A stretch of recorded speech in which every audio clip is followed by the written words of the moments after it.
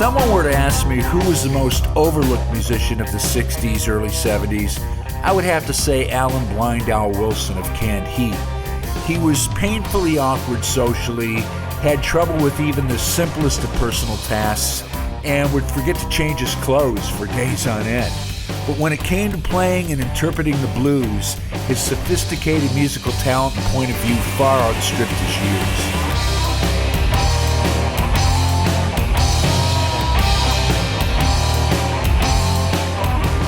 Wilson was a pretty special guy. For starters, he was born on the 4th of July, but as a youngster growing up in Boston, his life changed the first time he heard Muddy Waters, and more specifically, the first time he heard Muddy Waters' blues harpist, Little Walter.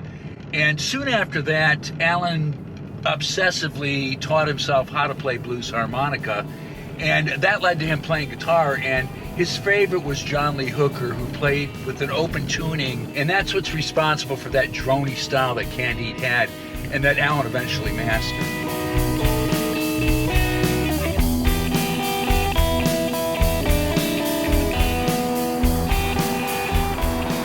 So Alan Wilson was a nerdy intellectual, but he had perfect pitch and could play a song upon one listen and even transcribe it. And even though he majored in music at Boston University, he considered blues to be the most serious and profound music there was. By 1964, when the Mississippi Delta blues artists would come up to Boston to play the many folk clubs there, Alan Wilson would accompany them on blues harp and then put them up for the night in a squalid apartment. People like Mississippi John Hurt and Booker White, who was greatly responsible for Alan's slide guitar style. And then, of course, there was Skip James, who, with his high voice, was the catalyst for Alan Wilson's vocal stylings. And although he was, to put it mildly, a totally awkward nerd, he lost all of his insecurities and wasn't shy at all about asking his touring housemates about how to play something. But Alan's most historically important connection back then came with legendary bluesman Son House. A lot of people thought that Son House had died. He was in total obscurity for 30 years. But Alan Wilson was able to locate him in Rochester, New York. He was working at a train station, and Alan single-handedly retaught him how to play the guitar and his songs, and was rewarded a short time later when Son actually did a record for Columbia, and Alan got to play on it. Right here.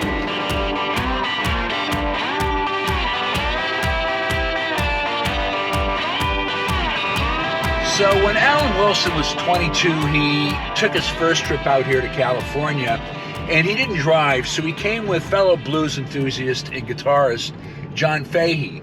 And John Fahey took to calling Alan Blind Al after Alan lost his Coke bottle-thick glasses.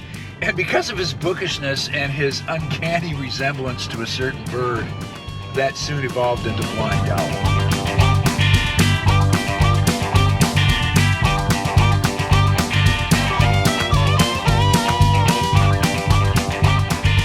So not long after Alan and John Fahey arrived here in California, they started hanging out at a record store in Westwood, whose cashier was a big burly dude named Bob Hite. It would later earn him the nickname The Bear. Anyways, it brings us here, which used to be Bob Hite's parents' apartment. And this is where Canned Heat first got together. One night, Alan, Bob Hite, John Fahey, and a guitarist named Mike Perlowin were here sitting around listening to records, and it turned into an impromptu jam. Bob Hite grabbed a jug, and they decided to start a band. But ever the blues purist, John Fahey left when they started playing electric, and lead guitarist Perlowin was eventually replaced by Henry Vestine, who was actually playing with Frank Zappa and the Mothers of Invention at the time. They later added bassist Kenny Edwards, who would play with them a short time before moving to form the Stone Ponies with Linda Ronstadt. But Alan would end up spending a lot of time here hanging out with Bob Hite and his younger brother Richard, who would later become the bassist of Canned Heat. Right here.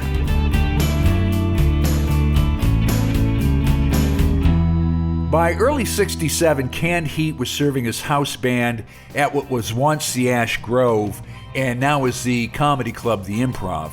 They'd rounded out their sound with bassist Larry Taylor and drummer Frank Cook, and Cook would soon be replaced by longtime drummer Fido De La Parra. The band had taken their name from an old '78 record by a bluesman named Tommy Johnson.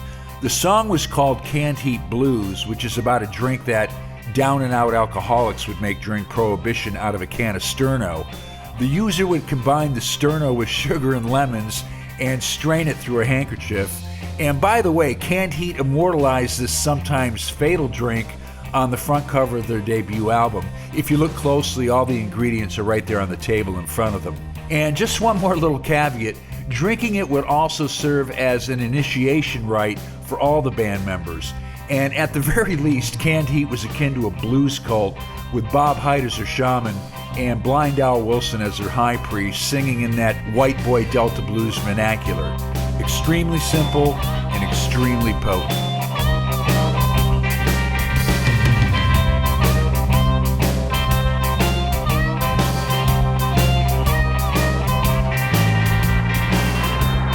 So we're in the heart of Hollywood at what used to be Liberty Recording Studios, and after that it was ID Sound, and it is now Rusk Studios. And there's been some really great records recorded here. One of my favorites being Something Anything by Todd Rundgren. James Cotton did a lot of his stuff right here. Alvin and the Chipmunks was recorded here, and of course Canned Heat. And as a matter of fact, the vocal booth used to be right here where they did their recordings. Bob the Bear Hyde did the majority of the lead singing in the band. His style was big and loud, much like his physical persona. But Alan Wilson would take lead vocal on a couple songs because they were much more laid-back songs, and Alan's voice was so different from Bob Hyde's. Anyway, in April of '68, they decided to release a single from the album called Boogie Music. And on the flip side was an Alan Wilson song that he sang that Alan and no one else had any illusions about being anything other than a B-side. And of course, that song was called On the Road Again. So they released a single, and it pretty much languished there for a couple months. And then something really odd happened. A DJ in Texas decided to flip the record over and give it a spin, and their phones lit up. It absolutely caught fire. But I think the song perfectly illustrates Alan's influences. It gets its droney blues mojo from an Indian instrument called an Indian tambura. And Alan Wilson profusely studied East Indian music while he was in college. The subtle but mind-blowing blues harp is augmented because Alan painstakingly took his harmonica apart and reassembled it in a custom tuning. And then, of course, there's that voice, because no one on rock radio was playing anything that had a voice like Alan Wilson's on it at the time. I'd always assumed it was a falsetto, but he's actually singing in full voice. And with very little inflection. I think the paradox effect of that is that there's a lot of emotion in it. And Canned Heat would end up recording most of their Alan Wilson era songs right here at what is now Rusk Studios.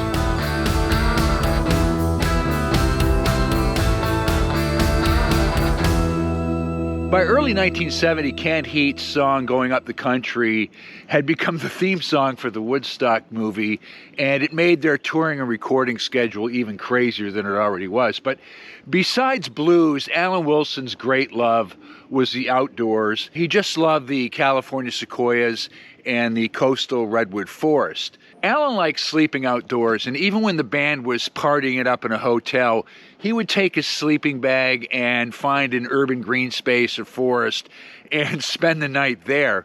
And wherever he was, he would painstakingly take samples of the local flora and fauna, pine cones, things like that, and he had a huge collection. To say he didn't fit in with the rock and roll stereotype is an understatement, at least, which isn't to say he was a choir boy either. He liked to smoke weed, he took the occasional tab of acid, and he had terrible insomnia, and he would self-medicate with Reds or barbiturates that he would buy in the street.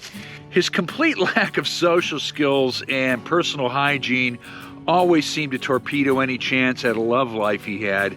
And although he would use those troubles as inspiration for some of his best and honest lyrics like London Blues and I Got a Woman in Hawaii, he was becoming more distraught and isolated as the days went by.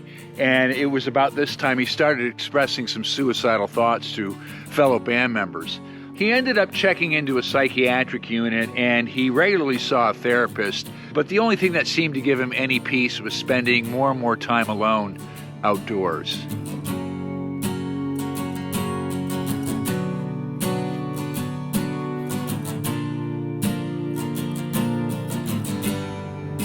So by 1970, Canned Heat had just finished up recording an album with one of their all-time heroes, John Lee Hooker. It's called Hooker and Heat. It's a great record. But Alan had regulated himself to basically just playing harmonica, a few background vocals, and some slide guitar. He didn't want to play rhythm guitar because his style so closely resembled Hooker's that he was afraid it might come off as disrespectful. But with the success of Going Up the Country, Bob Hite gifted Alan a VW camper van. Alan loved it, but he didn't know how to drive, so he had to learn. He had really bad eyesight. He had a penchant for drifting off, and even after he learned, he wasn't exactly Al Unser. But he had that for a while, and then he traded it in for a 1974 Econoline camper van, and that's basically where he lived from that point forward.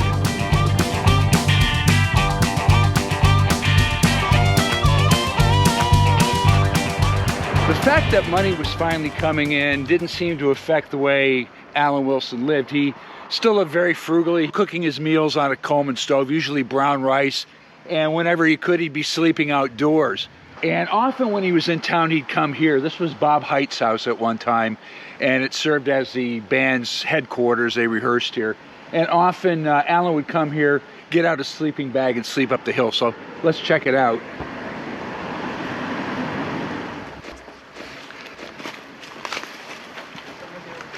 This isn't actually the original Bob Hite house. It was torn down in the early 90s and replaced by this, and there was a big flood here in the Topanga Creek, and this is what's left of it. A lot of people hang out here now and, you know, do whatever they do at a place like this. I can smell the spray paint from here right now. Interesting.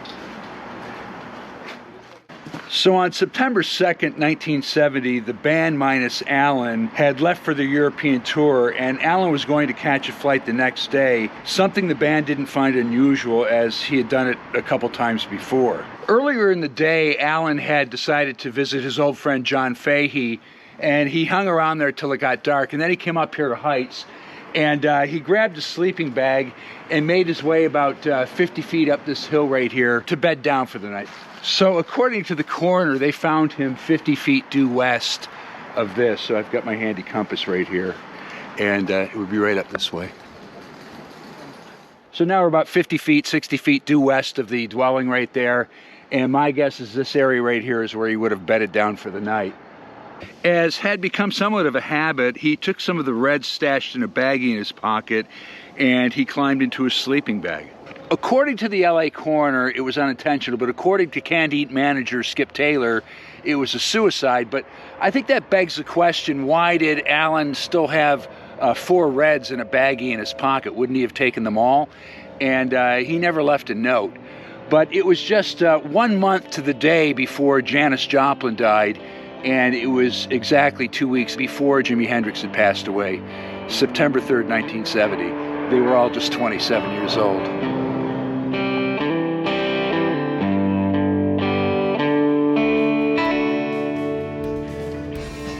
After Alan Wilson's death, Bob Hite took to bringing Alan's ashes to gigs. So as Bob Hite put it, he'd have a good seat for the show. And this went on for some time until he was eventually persuaded to bring them to Sequoia National Park and spread them out. Bob Hite has been quoted as saying, "Ever meet a genius? Their sharpest attack on the one thing they know, and they just don't think about anything else." And I think that perfectly nails Alan Blind Al Wilson. Anyways, Bob Hite, guitarist Henry Vestine, and bassist Larry Taylor have all passed on. But drummer Fito de la Parra still plays, and until recently toured with his version of Canned Heat. I'd like to thank them all, and especially the memory of my personal favorite blues harp musician ever, the uncomparable Alan Blind Al Wilson. If you haven't done it already, please like and subscribe to the channel. I would appreciate it. For Tim, I'd like to thank you. I'd like to thank Canned Heat again. And keep playing it loud. Be kind to each other. Bye.